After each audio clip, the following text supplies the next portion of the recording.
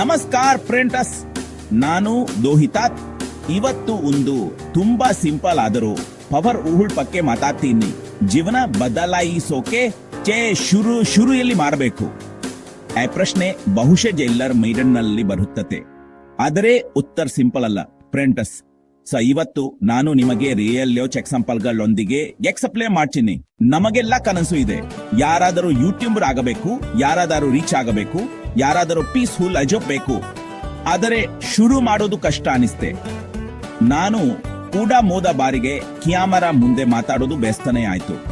ಆದರೆ ಒಂದು ದಿನ ಡಿಸೈಡ್ ಮಾಡಿದರೆ ಶುರು ಮಾಡ್ತೀನಿ ಅಂತ. ಆ ದಿನದಿಂದ ಬದಲಾವಣೆ ಶುರು ಆಯ್ತು.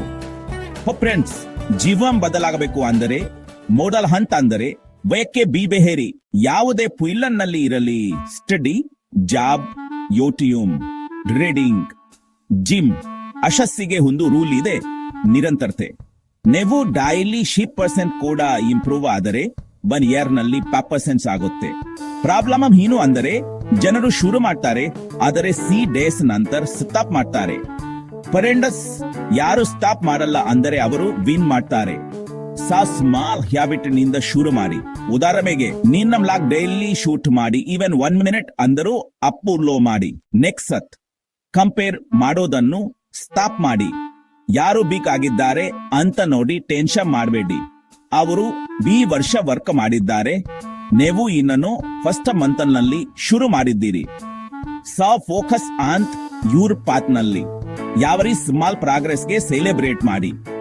ನಿನ್ನ ಸಿಯೂಸ್ ಬಂದಂದ್ರು ಅದ್ರ ಜನ ನಿನ್ನ ವಿಡಿಯೋ ನೋಡಿದ್ದಾರೆ ಅಂತ ಅದನ್ನು ಎಂಜಾಯ್ ಮಾಡಿ. ಅದು ಗ್ರೋತ್ ನ ಸ್ಟಾರ್ಟರ್ ಪಾಯಿಂಟ್. ಸಕ್ಸೆಸ್ ಅಂದರೆ ಓನ್ಲಿ ಮನಿ ಅಲ್ಲ friends. Mind peace, happiness, growth ಇವು ಕೂಡ ಇಂಪಾರ್ಟೆಂಟ್.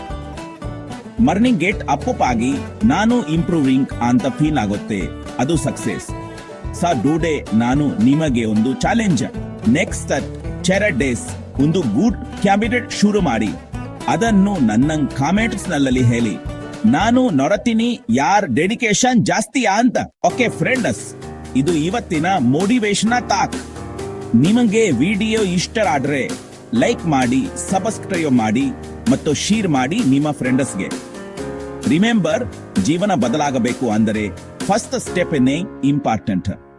ನೆಕ್ಸ್ಟ್ ವಿಡಿಯೋನಲ್ಲಿ ನಾನು ವಾಶ ಮೈಂಡ್ ಸೆಟ್ ಸ್ಟ್ರಾಂಗ್ ಮಾಡೋಕೆ ಎಂದು ಸಪರ್ ಟಾಪಿಕ್ ಶೇರ್ ಮಾಡ್ತೀನಿ. ಟಿ ಧ್ಯಾನ್, ಸ್ಟೆಪ್ ಆರ್ ರಿಡ್ಯೂ ಅನ್ ಕೆಂಪ್ ಮೂವಿಂಗ್ ಫಾರ್ವರ್ಡ್.